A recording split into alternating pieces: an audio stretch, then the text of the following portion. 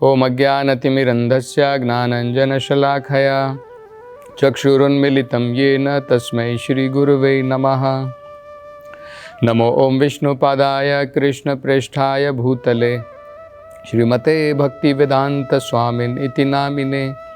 नमस्ते सरस्वते देवे गौरवाणी प्रचारिणे निर्विशेष शून्यवादी पाश्चात्य देशतारिणे।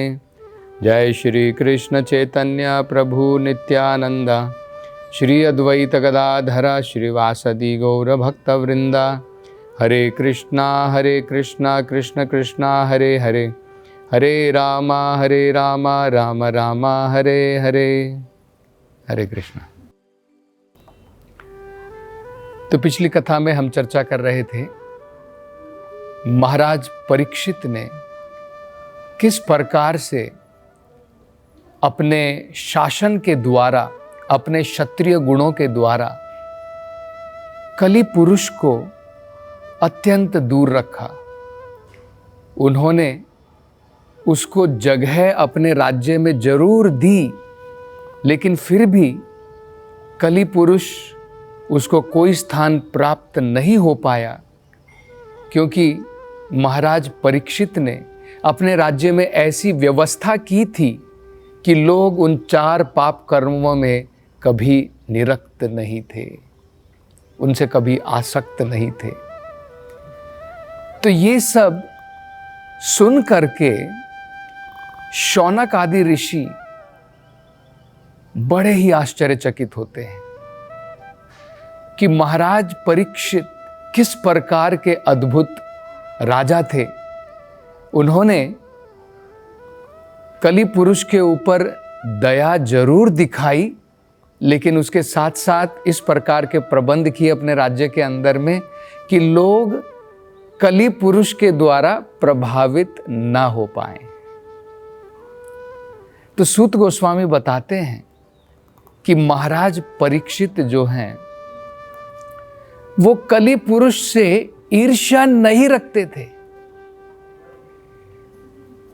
लेकिन उनको ये भी ज्ञान था कि कलयुग के अंदर में, ये जो युग है, इसके अंदर में भगवान ने एक बड़ी ही महान व्यवस्था की है। वो क्या है कि कलयुग के अंदर में अगर कुछ ऐसा कार्य है जिसे हम कहते हैं कि वो दुर्भाग्य का कार्य है, तो उसे हमें करना पड़ेगा, तब जाकर के उसके फल की प्राप्ति होती है। मतलब कलयुग के अंदर में अगर हमारी सोच बुरी है और अगर वो हम कर्म नहीं करते हैं तो उसके फल की प्राप्ति हमें जो है नहीं होगी। पुराने युगों में इस प्रकार से नहीं था। अगर हम पाप कर्म के बारे में अपने मन में सोच विचार मात्र करते थे, उसके द्वारा ही हमें जो है उन बुरे कर्मों के फलों की प्राप्ति होती थी। लेकिन कलयुग में भगवान ने जो है एक प्रकार से हमें ये सुविधा प्रदान की है कि बुरा कर्म बिना करे हुए उसके बुरे फल की प्राप्ति नहीं होगी। हम हो सकता है कि बुरे कर्म के बारे में अपने मन के अंदर में सोचें, लेकिन अगर हम उसे नहीं करते हैं तो हमें जो है उसकी प्राप्ति नहीं होगी। तो इसलिए परीक्षित महाराज जो हैं वो कली पुरुष से ईर्ष्या नहीं करते थे। उनको पता था कि अगर लोग ये पाप कर्मों में नहीं लगेंगे तो लोगों को जो है उसके कर्मों को भुगतना नहीं पड़ेगा।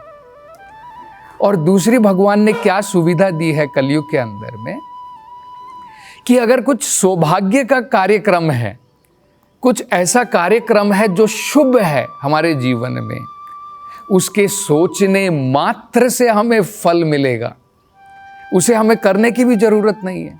अगर हम अपने मन के अंदर में शुभ कार्यों के बारे में सोचेंगे मात्र कलयुग के अंदर में, तो हमें जो है उसके फल की प्राप्ति होगी। तो इसलिए महाराज परीक्षित जो हैं उन्हें कोई चिंता नहीं थी कि मैंने कलयुग को कुछ जगह दी है अपने राज्य के अंदर में निवास करने के लिए, लेकिन उन्हें पता था कि उनकी जो है जनता वो उससे प्रभावित नहीं होगी। कलयुग के बारे में एक और महान गुण ये भी बताया जाता है। आपको ये ज्ञात होगा, भागवतम में 11वें जो स्कंद है उसमें कलयुग के लक्षणों के बारे में बताया गया है। कलयुग के अंदर में किस प्रकार के घोर लक्षण होंगे, लेकिन उसके अंत में बताया गया है कि कलयुग में एक ऐसा महान गुण है कि बड़े बड़े महात्मा साधु गुण भी, जो साधुगण हैं, वो भी कहते हैं कि इस महान गुण के कारण कलयुग भी जो है एक प्रकार से उसके अंदर में ये महान गुण है। वो क्या है? कलौ दोष निधे राजन अस्ति ही एको महान गुणा कीर्तनादि एव कृष्णस्य मुक्तः संगः परम व्रजेत। तो भागवत में कहा है कलयुग दोषों का भंडार है, लेकिन एक महान गुण कलयुग के अंदर में क्या है? कीर्तनादि एव कृष्णस्य। अगर हम भगवान कृष्ण का कीर्तन करते हैं, सब लोग मिलकर के, कॉन्ग्रीगेशनल जिसे बोलते हैं, सब लोग आपस में एकत्र होकर के मिल कर के भगवान के नाम का कीर्तन संकीर्तन अगर हम करते हैं, तो कली के जो दोष हैं उससे हमें मुक्ति की प्राप्ति होगी।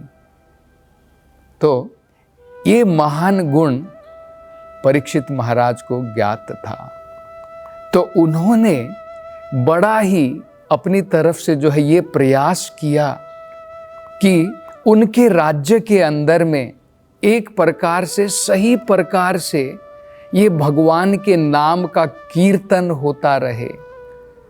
तो आज भी हम लोग जो हैं इस प्रकार की व्यवस्था कर सकते हैं कि जितने ज़्यादा हम भगवान के नाम के संकीर्तन का प्रचार करेंगे, जितने ज़्यादा लोग इसके अंदर में भाग लेंगे भगवान के नाम संकीर्तन में, उतने ज़्यादा हम कलयुग के प्रभाव से बच पाएंगे। तो इसके कारण महान संतगण, महान साधुगण भी जो है कलयुग की प्रशंसा करते हैं इस महान गुण के कारण। तो अभी जो है सूत गोस्वामी शौनक आदि ऋषि को ये कथाएं बताए जा रहे हैं, और शौनक आदि ऋषि जो हैं इन कथाओं को सुन कर के बड़े आश्चर्यचकित हैं और बड़े ही संतुष्ट हैं। तो सूत गोस्वामी कहते हैं कि हमें निरंतर भगवान की इन अमृत रूपी कथाओं का सेवन करना चाहिए, क्योंकि भगवान की कथाओं से जो भी कथाएं संबंधित होती हैं वो अमृत की भांति होती हैं। और जो भी हम भगवान की लीलाओं के बारे में सही प्रकार से अगर हम समझ लेते हैं, तो उससे हमें क्या प्राप्ति होती है, किस फल की प्राप्ति होती है, ये भगवत गीता में स्वयं भगवान कहते हैं। जन्म कर्म च मे दिव्यम एवं यो वेत्ति तत्वतः त्यक्त्वा देहम पुनर्जन्म नाइति मामेति सो अर्जुना। भगवान कहते हैं कि जो भी व्यक्ति मेरे जन्म की कथा, मेरे कर्म की कथा, मतलब भगवान की कथा का मतलब क्या है? भगवान से जो कथाएं भी जुड़ी हैं, जैसे परीक्षित महाराज की कथा, ये भी भगवान की कथा है क्योंकि इसके केंद्र भगवान है। तो कहते हैं सूत गोस्वामी कि जो भी इन भगवान की कथाओं का पान कर रहा है वो एक प्रकार से अमृत का पान कर रहा है। तो शौनक आदि ऋषि जो हैं सूत गोस्वामी की इन वाणियों को सुन करके अत्यंत संतुष्ट हो जाते हैं, और वो कहते हैं कि हमने जो है इस कलयुग के अंदर में भी एक प्रकार से ये जो 1000 साल का हम यज्ञ करने में लगे हैं, इस यज्ञ का क्या फल मिलने वाला है इसके बारे में भी हमें संदेह है। क्यों संदेह? क्योंकि ये कलयुग है। सतयुग में अगर हमने किया होता, दूसरे युगों में किया होता, तो हमें इसके बारे में संदेह नहीं रहता था। लेकिन क्योंकि हम कलयुग में कर रहे हैं और जिनके द्वारा हम यज्ञ करवा रहे हैं, उस जो है उस यज्ञ में हमारे अंदर में अनेकों प्रकार की जो है भूल चूक होती है, अनेकों प्रकार की त्रुटियां हम लोग करते हैं, क्योंकि हम सक्षम नहीं हैं इस प्रकार के यज्ञ करने में। और वो तो यहाँ तक बताते हैं कि यज्ञ के द्वारा जो धुआं निकल रहा है उसके द्वारा हमारे जो है शरीर भी काले पड़ गए हैं। लेकिन फिर भी हे सूत गोस्वामी, जो आप भगवान कृष्ण की, जो परीक्षित महाराज की जो अमृत कथाएं जो बता रहे हैं, वो एकमात्र जो है हमारी संतुष्टि का कारण है। ये भी बड़ा महत्वपूर्ण जो शौनक आदि ऋषि जो बता रहे हैं, इसका बड़ा महत्वपूर्ण मतलब है, क्योंकि कलयुग के अंदर में बताया गया है कि अनेकों प्रकार के जो यज्ञ किए जाते हैं उसका फल हमें प्राप्त नहीं होता है। क्यों नहीं होता है? क्योंकि जो यज्ञ करने वाले होते हैं उनके अंदर में आज उस प्रकार के गुण नहीं है। जिस प्रकार के गुण यज्ञ करने के लिए होने चाहिए, जो हम अग्नि प्रज्वलित करके जो होम करते हैं, जो यज्ञ करते हैं, अगर जो ब्राह्मण, जो पंडित उन यज्ञों का आयोजन कर रहे हैं, अगर उनके अंदर में वो श्रेष्ठ ब्राह्मणों के गुण नहीं है जो यज्ञ करने लायक हैं, तो इन यज्ञों का हमें फायदा होने वाला नहीं है। लेकिन एक अलग प्रकार का यज्ञ कलयुग के बारे में बताया जाता है। वो क्या यज्ञ है? संकीर्तन यज्ञ प्रायेर यजंती ही सुमेधशाह। कलयुग के अंदर में भगवान के नाम का यज्ञ अगर हम करते हैं, संकीर्तन का यज्ञ करते हैं, आपस में लोग एकत्र होकर के मिल करके अगर हम करते हैं, तो कहा है सुमेधशाह। जो बुद्धिमान व्यक्ति इस प्रकार के यज्ञ को करता है उसे दिव्य जो है भगवान की भक्ति की प्राप्ति होती। मतलब भगवान की भक्ति अगर हम कलयुग में करते हैं संकीर्तन यज्ञ के द्वारा, उसका फल तो हमें जरूर प्राप्त होगा। यही ये शौनक आदि ऋषि कह रहे हैं कि हमारी जो है एकमात्र संतुष्टि किसमें है कि आप हमें अमृत रूपी वाणी के द्वारा भगवान कृष्ण की कथा सुना रहे हैं। ये जो हम अग्निहोत्री, जो हम ये यज्ञ यहाँ पर बैठ करके कर रहे हैं, हमारा शरीर भी काला पड़ गया है, इसके बारे में हमें संदेह है, क्योंकि ये कलयुग है कि इसका फल हमें मिलेगा या नहीं मिलेगा। लेकिन इसका फल जरूर मिलेगा। जो आप भगवान की कृष्ण कथाओं का जो वर्णन कर रहे हैं, उसका फल हमें जरूर मिलेगा। और वो आगे कहते हैं, भला क्यों ना मिलेगा?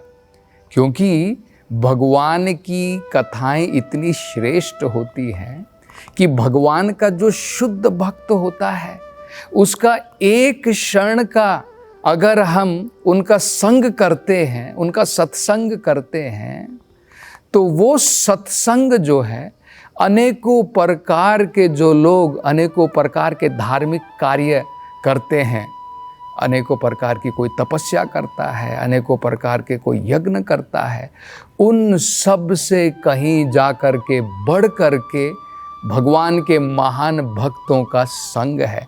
और वो संग हमें प्राप्त हो रहा है। आप इतने महान संत हैं जो भगवान की कथा हमें यहाँ पर सुना रहे हैं, और आपके संग में हम भगवान की कथाओं का पान कर रहे हैं। भला इससे बढ़कर के हमें क्या प्राप्ति हो सकती है? और वो आगे कहते हैं कि भगवान के गुण, भगवान के चरित्र, भगवान की लीलाएं तो इतनी महान हैं कि यहाँ तक कि बड़े बड़े देवता जैसे शिव जी जो हैं, ब्रह्मा जी जो हैं, शिव जी को महादेव कहा जाता है, देवों के भी देव हैं। ब्रह्मा जी जो है इस पूरे सृष्टि के, पूरे इस ब्रह्मांड के निर्माता बताए जाते हैं। तो सारे देवतागण ब्रह्मा और शिवा उनके अधीन में होकर के कार्य करते हैं। लेकिन वो भी भगवान के गुण गानों की चर्चा जो है, वो भी उनके भगवान के गुणों को नहीं गिन सकते हैं। इस प्रकार के महान गुण भगवान की कथाओं के अंदर में हैं। तो कहते हैं कि आप जो है उस प्रकार की कथाओं का यहाँ पर जो है वर्णन कर रहे हैं, हम बड़े संतुष्ट हैं। और वो आगे कहते हैं कि हमें कृपा करके इसी प्रकार से भगवान की कथा, परीक्षित महाराज की कथा, उनके बारे में कृपा करके और आगे बताते रहिए। आगे वो पूछते हैं कि कृपा करके हमें महाराज परीक्षित के बारे में किस प्रकार से, आपने उनकी जन्म की कथा तो बता दी कि उनके जन्म में भगवान कृष्ण ने स्वयं उत्तरा के गर्भ में जा कर के उनकी जो है रक्षा की थी, और उसके साथ साथ में आपने जो है बड़ी श्रेष्ठता के साथ में किस प्रकार से महाराज परीक्षित ने अपने राज्य के अंदर में राज किया, किस प्रकार से उनकी जनता सुखी थी, किस प्रकार से उन्होंने कली पुरुष जब कली का आगमन हुआ उसको उन्होंने किस प्रकार से झेला। और बड़े ही सुंदर आपने जो है तरीके से बताया कि कली के प्रभाव से अपनी जनता को उन्होंने कैसे बचाया। अब हम ये जानना चाहते हैं कि महाराज परीक्षित उन्होंने भागवत कथा शुकदेव गोस्वामी से कैसे सुनी। और हमने सुना है कि महाराज परीक्षित को एक ब्राह्मण के पुत्र ने जो है शाप दे दिया था और उसके कारण उनको जो है मृत्यु की प्राप्ति हुई 7 दिन के अंदर में। तो हमें कृपा करके महाराज परीक्षित उन्होंने किस प्रकार से इस संसार का त्याग किया, उन्होंने किस प्रकार से भगवान की कथाओं का पान किया, महान संत शुकदेव गोस्वामी के मुख से कृपा करके उस कथा के बारे में हम जो है जानना चाहते हैं, उसके बारे में सुनना चाहते हैं। तो आचार्य बताते हैं कि जो सूत गोस्वामी से ये शौनक आदि ऋषि सुनना चाहते हैं और इनकी शौनक आदि ऋषि की उनके ये क्या महान गुण थे, वे अत्यंत आतुर हैं भगवान के बारे में सुनने में। और सूत गोस्वामी जो हैं भगवान के अत्यंत श्रेष्ठ महान भक्त हैं। ये कॉम्बिनेशन अगर रहेगा तो भगवत भक्ति की प्राप्ति जरूर होगी। तो इस कथा का आगे का वर्णन हम अगली कथा में करेंगे। हरे कृष्णा। हरे कृष्ण मूवमेंट के संस्थापक आचार्य श्रील प्रभुपाद की हार्दिक इच्छा थी कि भगवान श्री कृष्ण और श्रीधाम वृंदावन की महिमा का पूरे विश्व में प्रचार हो। मथुरा वृंदावन में निर्माणाधीन गगनचुंबी वृंदावन चंद्रोदय मंदिर श्रील प्रभुपाद के इस उद्देश्य को समर्पित है। यह परियोजना वृंदावन को विश्व मानचित्र पर एक अनुपम छवि प्रदान करेगी। स्कंद पुराण में उल्लेखित है कि भगवान श्री कृष्ण के लिए एक मंदिर का निर्माण प्रारंभ करने मात्र से 7 जन्मों में किए गए पापों का नाश हो जाता है और ऐसा करने वाला व्यक्ति नरकीय लोकों में कष्ट भोग रहे उसके पूर्वजों को मुक्त कर सकता है। अतः एक सुनहरा अवसर है भगवान श्री कृष्ण के लिए विश्व के सबसे ऊंचे मंदिर के निर्माण में सहयोग देकर सर्वोच्च पुण्य का भागीदार बने। 1 स्क्वायर फीट मंदिर निर्माण सेवा राशि 2100 रुपए मात्र। अधिक जानकारी के लिए संपर्क करें 8585850033 एवं 77259 77260।